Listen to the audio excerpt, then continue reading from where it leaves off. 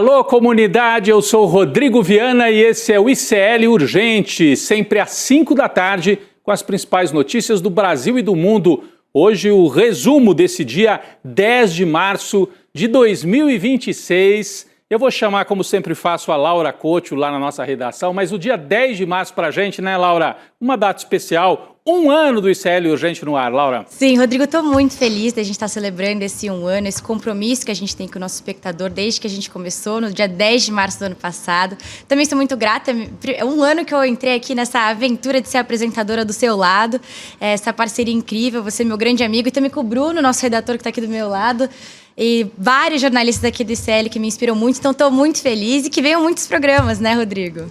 Que bom, Laura. Você é bem mais nova do que eu, mas para mim também um gosto especial ter colocado esse programa no ar. Agradecer a toda a nossa equipe técnica, a direção de jornalismo do ICL, o Maurício Arruda, que foi quem ajudou a conceber esse programa, Leandro Demore, a Carol Souza, o Ricardo Gouveia, que está todo dia aqui com a gente, toda a nossa equipe técnica e de apuração.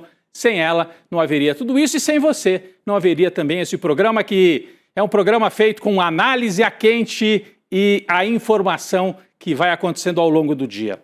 Vamos em frente, né, Laura? Boa tarde para você que mora nesse país em que finalmente o caso Master começa a chegar na turma de Jair Bolsonaro, hein? Campos Neto, presidente do Banco Central. Temos uma apuração exclusiva hoje mostrando o Daniel Vorcaro visitando seguidamente o Banco Central, né? Na época do Campos Neto. E governador do Distrito Federal Ibanez. Será que finalmente vai cair a casa do Ibanez? É o que nós vamos acompanhar a partir de agora, esses e outros assuntos aqui no ICL Urgente, que faz um ano nesse dia 10 de março. Mais um bolsonarista inelegível? Será que nós teremos isso a partir desta terça-feira? Bom, o Tribunal Superior Eleitoral, TSE, retoma hoje às 7 horas da noite o julgamento de duas ações que podem levar à cassação do mandato do governador do Rio de Janeiro, Cláudio Castro, que é do PL, bolsonarista radical. Os processos envolvem também o deputado estadual Rodrigo Bacelar, do União Brasil, presidente afastado da Alerj, Assembleia Legislativa lá do Rio de Janeiro. Ele que foi preso, né, por vazar informações sobre operações policiais contra políticos ligados ao Comando Vermelho. Bom, as ações envolvendo o Bacelar e principalmente o governador Cláudio Castro apontam uso e abuso de poder político e econômico nas eleições de 2022. Segundo as investigações, Castro e Bacelar teriam criado cerca de 27 mil cargos considerados fantasmas para empregar cabos eleitorais em órgãos públicos ali do Rio, o que teria contribuído para a reeleição do governador. Mas tem um problema, né? O julgamento é retomado hoje, mas tem um problema. Dependendo do timing da decisão final, não sei se ela sai hoje, tem recurso, etc. Dependendo de tudo isso, a punição para o Cláudio Castro pode não ter muito efeito. Laura, explica pra gente isso, por favor. Rodrigo, olha o absurdo. Segundo integrantes do TSE, o cenário mais provável é que mesmo com a condenação, caso ela aconteça, o Castro ainda consegue disputar as eleições desse ano e eventualmente assumir um mandato no Senado. Isso porque a conclusão definitiva do julgamento pode acontecer só depois da diplomação dos eleitos, que é a etapa que formaliza todo esse resultado das urnas. E segundo precedentes da própria Corte, a inelegibilidade impede a candidatura, mas não leva à perda de mandato quando a decisão ocorre depois da diplomação. E tem mais, ainda que o Castro seja declarado inelegível por 8 anos, o período dessa punição vai coincidir com a duração de um eventual mandato no Senado, que também é de 8 anos. Ou seja, o Castro poderia tomar posse e exercer o mandato normalmente, mesmo condenado, e concorrer à reeleição em 2034. Rodrigo. Seria um absurdo dos absurdos. Fora isso, na sessão de hoje há a expectativa de que um dos ministros do bolsonarismo, que lá estão André Mendonça, o terrivelmente evangélico e terrivelmente bolsonarista, e Cássio Nunes Marques. Os dois integram o TSE. Eles são ministros do Supremo e, na qualidade de ministro do Supremo, integram o Tribunal Eleitoral.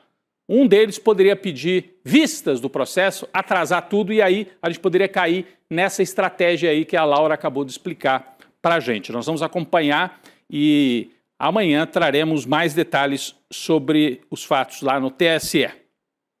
Bom, a primeira turma do Supremo Tribunal Federal iniciou hoje o julgamento de 2 deputados federais e um suplente, né, pelos crimes de corrupção passiva e organização criminosa. A sessão começou às 9 horas da manhã. É aquele caso das emendas parlamentares.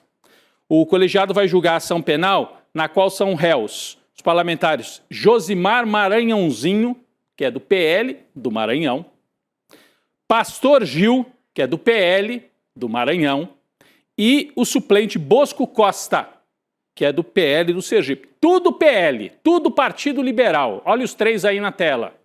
Esse aqui é o suplente, né? Esse aqui é o suplente e os outros 2 estão aqui também. Então nós temos os três em julgamento por desvio de emendas. Eles são acusados pela Procuradoria-Geral da República de cobrar propina para liberar emendas. Laura, traz outras informações sobre isso também. Sim, Rodrigo, essa é a primeira ação penal sobre desvios de emendas enviadas para a análise do STF desde o início dessa pressão do ministro Flávio Dino por mais transparência no repasse de verbas públicas. E além desses deputados que você citou, mais 5 pessoas ligadas a esses parlamentares também são réus no processo e também vão ser julgadas hoje. De acordo com a denúncia da PGR, entre o fim de 2019 e o começo de 2021, esses parlamentares teriam pedido 25% de propina ao então prefeito de São José de Ribamar, que é a 3ª maior cidade do Maranhão, para destinarem recursos públicos por meio de emendas parlamentares. Do total de R$ 6.700.000 enviados, R$ 1.600.000 voltariam para o bolso desses deputados. As investigações começaram a partir da notícia crime apresentada pelo próprio ex-prefeito e o pagamento de propina não aconteceu. As defesas negam todas as acusações. Rodrigo. Então, vamos aguardar. É o primeiro enfrentamento concreto do Supremo a essa bandalheira das emendas parlamentares, que vamos relembrar. Tem 3 deputados aqui que você nunca ouviu falar, né? A não ser que seja do Maranhão e tal. Mas esse esquema vem de Eduardo Cunha. Depois foi reforçado na época do Arthur Lira e segue atuando com o atual presidente da Câmara, Hugo Mota. Então é um esquema em que os parlamentares têm controle do orçamento, tiram esse controle do Poder Executivo e, além de tudo, corrupção. Então tem que enfrentar, essa é uma deturpação grave e o ministro Flávio Dino está enfrentando esse crime contra os cofres públicos e um crime contra a democracia brasileira. Bom, nós voltamos a falar, como eu prometi no começo do programa, nós voltamos a falar sobre o escândalo do Banco Master e agora parece que os personagens bolsonaristas começam a sair da sombra, porque até agora a imprensa tradicional, aí Globo, UOL, etc., principalmente Globo, queriam transformar esse caso do Master num caso... O problema é o Supremo Tribunal Federal? Não, o problema é a roubalheira do Banco Master, autorizada pelo Banco Central da época do Bolsonaro com Campos Neto e com participação de governadores. E nós vamos falar de um deles agora. Ibanez Rocha. Ele é o personagem.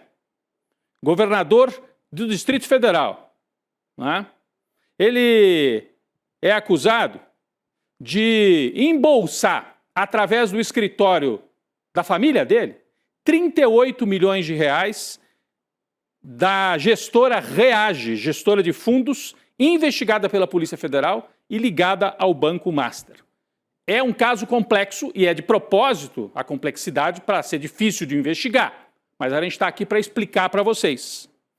O Ibanez assinou, ele não, né? O escritório da família dele assinou um contrato com um fundo ligado ao Master que previa a venda de honorários num caso de precatório.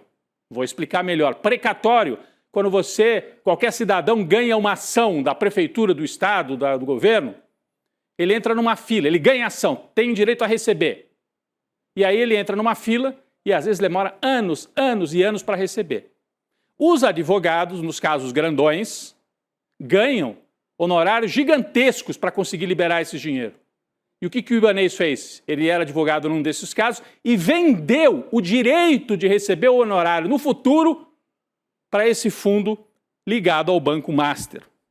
Coincidência ou não, na mesma época em que ele assina o contrato, já eu vou mostrar o contrato aqui na tela, na mesma época, o BRB, banco estatal, estava tentando comprar o Banco Master. Reparem só, o dinheiro entra de um lado para o escritório de advocacia da família dele. e o dinheiro sai do outro lado do BRB para tentar salvar o Banco Master. A Laura explica melhor para a gente este caso que vazou finalmente. Até a Globo está dando manchete, significa que o Ibanez perdeu a proteção que ele tinha. Laura. Sim, Rodrigo, em maio de 2024, o escritório Ibanez Advocacia e Consultoria vendeu para o fundo Reag Legal Claims os direitos sobre honorários advocatícios no valor de 38 milhões de reais, como você informou.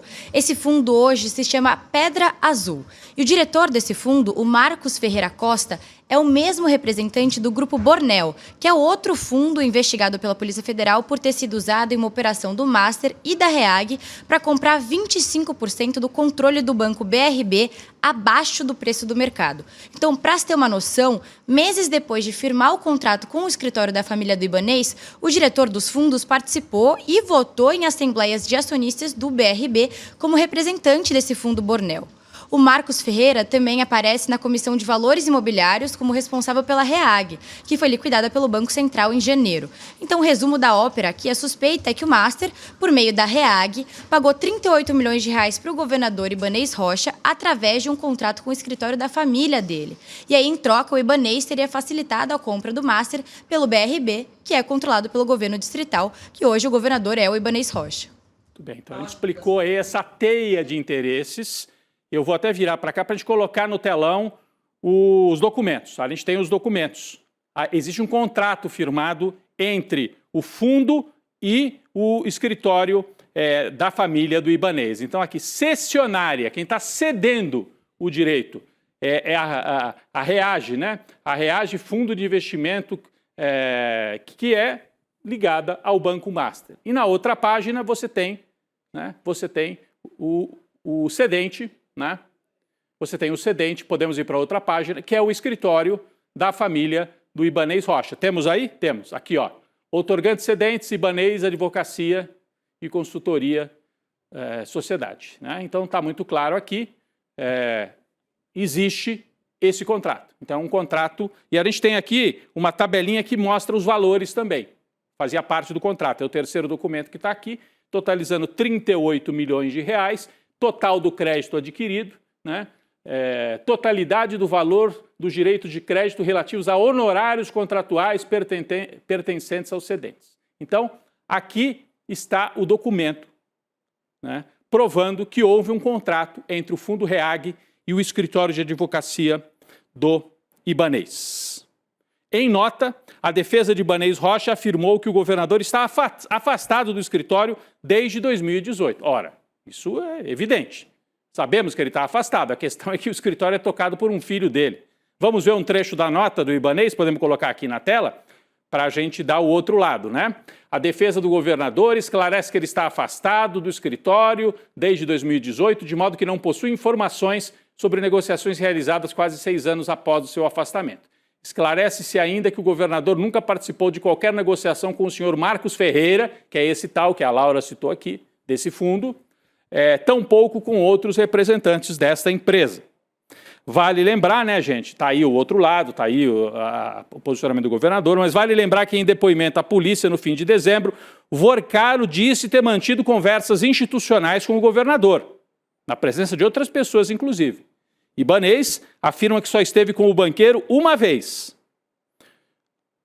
Isso são os posicionamentos oficiais, mas o que fica muito claro é que o governador do Distrito Federal tentou colocar o BRB, o banco estatal, para salvar o banco quebrado do Daniel Vorcaro. O cerco a Ibanez está se fechando e aí os aliados começam a pular fora. Presta atenção nisso. Até outro dia o Ibanez era tão poderoso que podia participar do golpe de 8 de janeiro, podia estar envolvido até o pescoço no caso do Master e nada saía nem na imprensa, gente.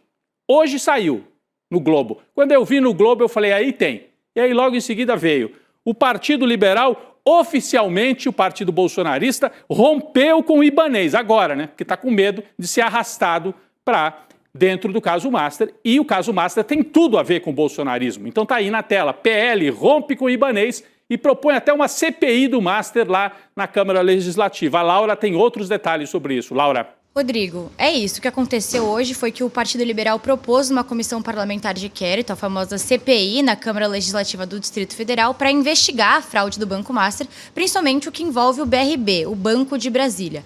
A pressão pela criação da CPI aumentou depois da publicação da notícia de um contrato entre o escritório de advocacia da família do Ibanez e um fundo da Reag Investimentos, que é toda essa notícia que a gente está comentando agora, e a Reag Investimentos, que está sendo investigada no contexto das fraudes do Master. A decisão do rompimento foi tomada pela presidente do Partido Liberal no Distrito Federal, a deputada federal Bia Kicis. E com esse rompimento, o Ibanez deve ficar definitivamente de fora da chapa do Partido Liberal para esse ano. Ele estava estudando aí uma candidatura ao Senado, mas acho que não vai rolar, né, Rodrigo? Ele queria compor a chapa bolsonarista, né, que vai ter uma candidata a governadora, pode até ser a vice dele, vai ter provavelmente a Michele Bolsonaro ao Senado, e o Ibanez Rocha queria ser o segundo nome nessa chapa. Mas os bolsonaristas já estão tentando se afastar dele porque viram que é um corpo que vai ficar estendido no chão no meio dessa investigação do Master. Então estão entregando o Ibanez de bandeja, que agora não tem jeito. Bom, o governador sancionou hoje um projeto para socorrer o BRB, que ele mesmo deixou entrar nessa arapuca do Master. Bom, o projeto de autoria do Poder Executivo lá do Distrito Federal estabelece alternativas para fortalecer o capital do banco. O BRB ficou com um rombo nas contas justamente por comprar papéis podres do Master.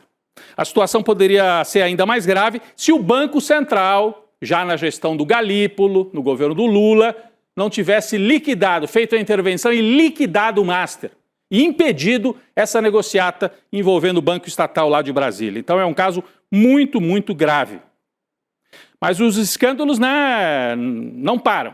Hoje saiu uma outra notícia, tentando, né, tirar o foco um pouco dos bolsonaristas e jogar de volta só no STF. Olha o que saiu. O ministro do Supremo, Alexandre de Moraes, teria participado de uma degustação de uísque ao lado do banqueiro Daniel Vorcaro.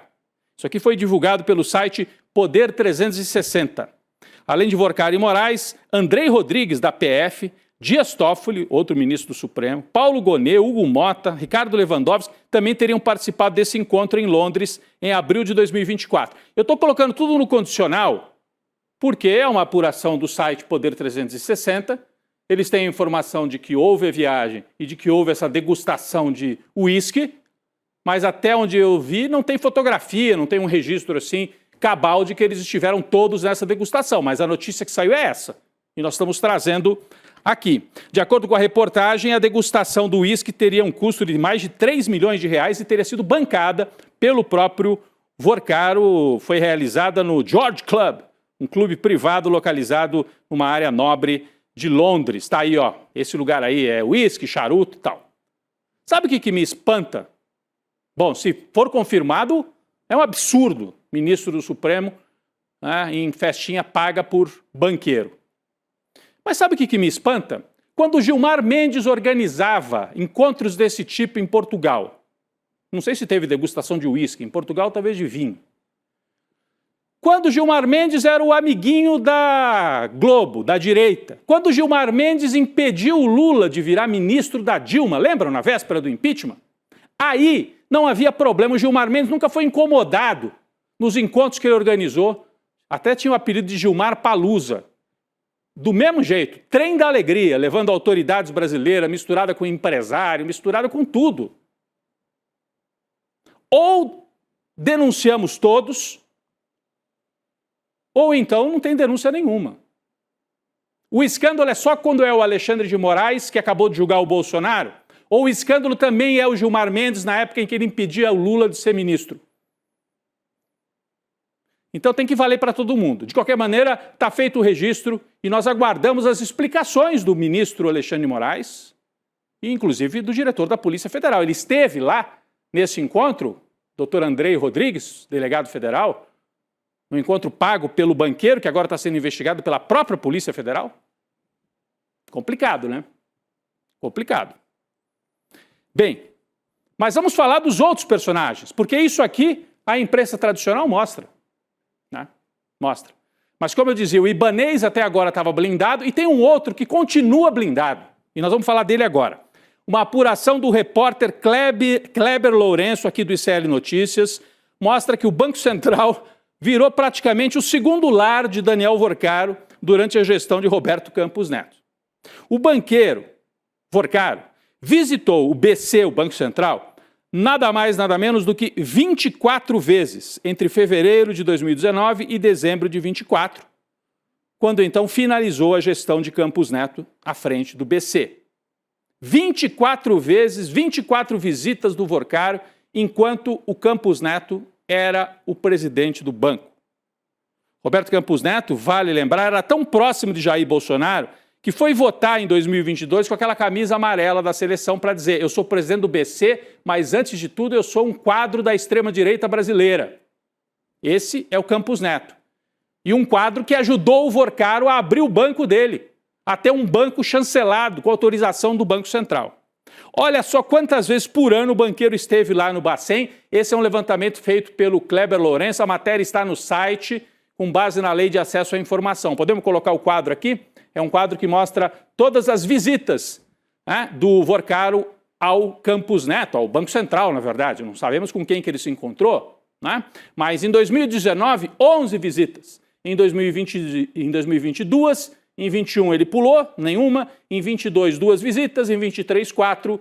E em 2024, 5 visitas. Ele era um personagem assíduo no Banco Central. Eu até fico curioso para saber se o presidente do Itaú, do Bradesco, também tem essa quantidade de visitas ao Banco Central.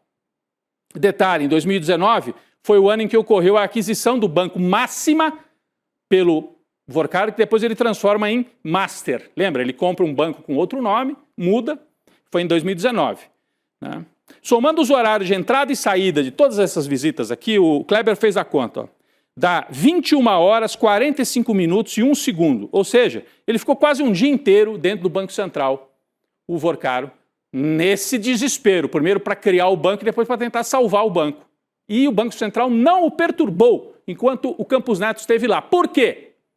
Por que o Campos Neto e o bolsonarismo protegeram o Vorcaro? O cunhado do Vorcaro pagava a campanha de Jair Bolsonaro. O Campos Neto é suspeito. Por que o charuto e o uísque em Londres levantam suspeição e as visitas do Vorcaro ao Banco Central não levantam? Só o ICL divulgou isso até agora. Está todo mundo caladinho. Por que o Campos Neto é tão protegido na imprensa brasileira? Por quê? Porque ele faz a ligação com o bolsonarismo e nesse momento a gente está na véspera de eleição. Entre outros motivos. Então vamos seguir acompanhando. O ICL aposta na apuração de todos aqueles que são suspeitos de terem participado desse escândalo, no caso o Master, principalmente dos personagens da extrema-direita, que é da onde vem o Banco Master. Os integrantes da CPMI do INSS afirmam que só tiveram até agora acesso a 0,25% do material relacionado à quebra de sigilo do Vorcaro, do celular. Segundo membros da comissão, o conjunto de dados reunido teria cerca de 500 gigabytes, o total, né? Mas o que foi efetivamente repassado para a CPMI seria apenas 740 megabytes. Então a Polícia Federal está segurando para fazer vazamento a conta-gotas? E para controlar o que sai e o que não sai? Um pedaço da Polícia Federal que é mais, vamos dizer assim, lava-jatista? É isso que está acontecendo? Bom, o material disponibilizado aos parlamentares contém, até agora, o que chegou na CPMI, contém basicamente as conversas privadas do Vorcaro com a namorada, que é onde tem menos interesse público envolvido. Se bem que tem algumas pistas ali, né? Reunião com fulano, ele vai contando para ela. Mas o grosso mesmo, as conversas com a autoridade, com o político, com o ministro, isso tudo está guardado, a Polícia Federal está controlando. E a gente não entende se o ministro André Mendonça está participando desse esquema de controlar e vazar a conta-gotas, só o que interessa. Não vazar nada sobre o Campos Neto, por exemplo, sobre o bolsonarismo. Então a gente está de olho nisso também. Articulações internacionais da extrema-direita, só que de dentro da prisão. O ex-presidente Jair Bolsonaro pediu autorização, olha só isso, gente, pediu autorização ao Alexandre de Moraes para receber a visita de Darren Bitt, assessor sênior do governo Trump, para as políticas relacionadas ao Brasil. Laura, ele quer receber um assessor do Trump dentro da cadeia, é isso mesmo? Ele acha que virou bagunça, né, Rodrigo? Esse Darren Beattie, ele ficou conhecido aqui no Brasil por criticar o governo Lula e a atuação do ministro Alexandre de Moraes no processo sobre a trama golpista. E lá nos Estados Unidos, ele é responsável no Departamento de Estado por propor e supervisionar as políticas e ações de Washington em relação a Brasília. Ele já classificou Moraes como o principal arquiteto da censura e também da perseguição ao Bolsonaro aqui no Brasil. É aquela narrativa trumpista clássica, né?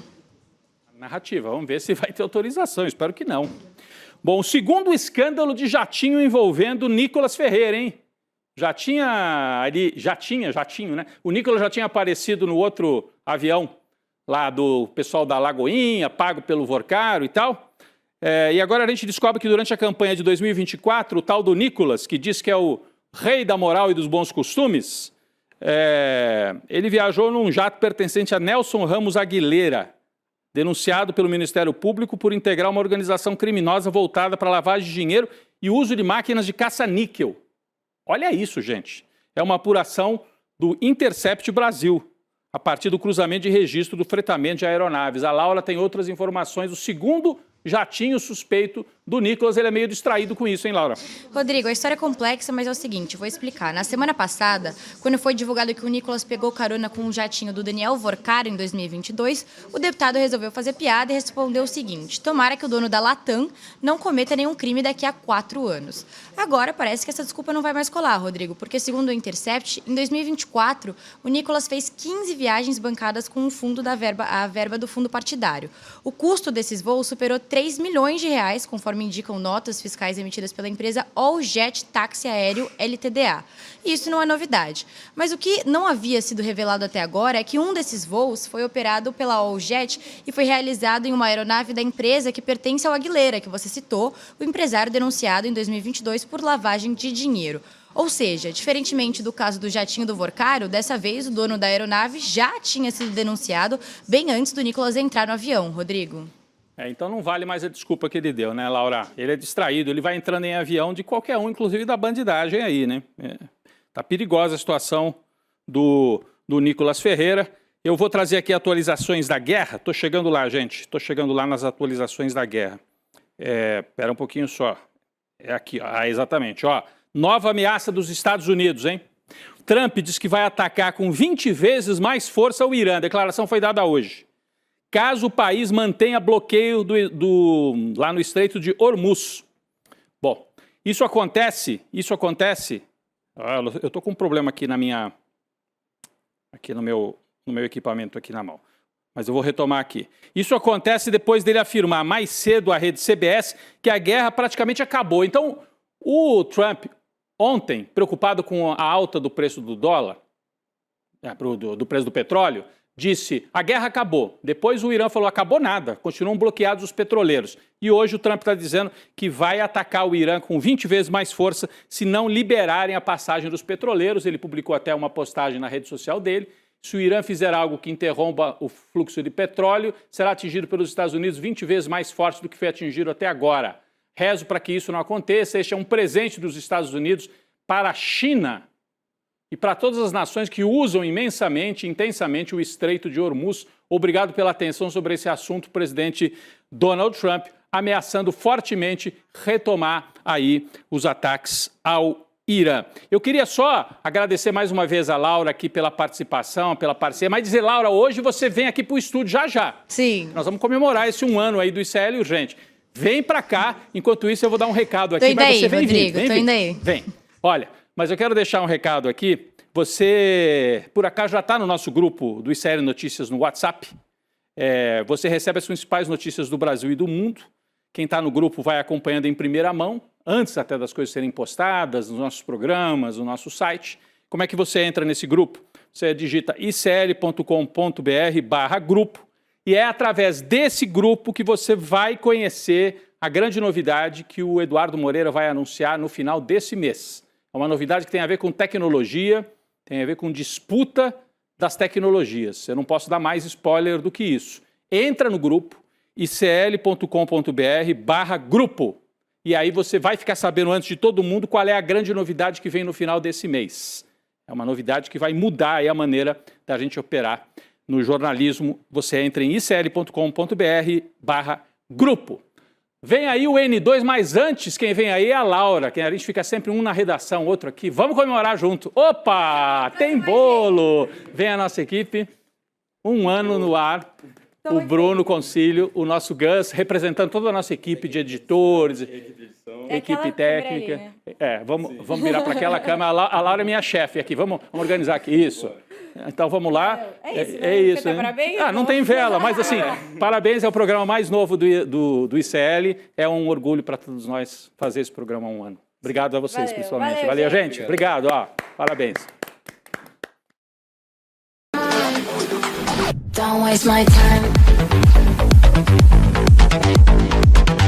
Na loja Sou ICL você encontra camisetas, canecas, mochilas e bonés que carregam ideias.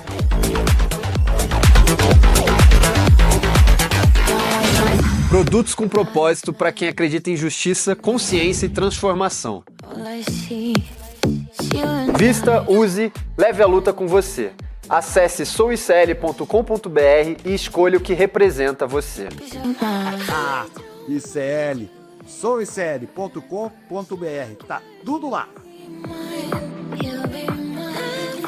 Fala pessoal, tudo bem? Leandro Demore aqui para dar uma notícia incrível. O ICL tem sua própria revista digital, a revista Liberta, um novo espaço de jornalismo profundo, crítico, com a nossa cara, feito para quem quer entender o Brasil e o mundo além da superfície. Na revista Liberta, você vai encontrar os maiores articulistas e colunistas com análise sobre política, cultura, atualidades e, claro, muito pensamento crítico. Esse vai ser o nosso espaço semanal de reflexão em profundidade. Faça agora mesmo a sua assinatura. Acesse icl.com.br/revista. E se você já é aluno ou aluna de algum curso do ICL, tem um benefício especial para fazer parte disso com a gente. Um desconto exclusivo para garantir a sua assinatura. Revista Liberta é o ICL em profundidade.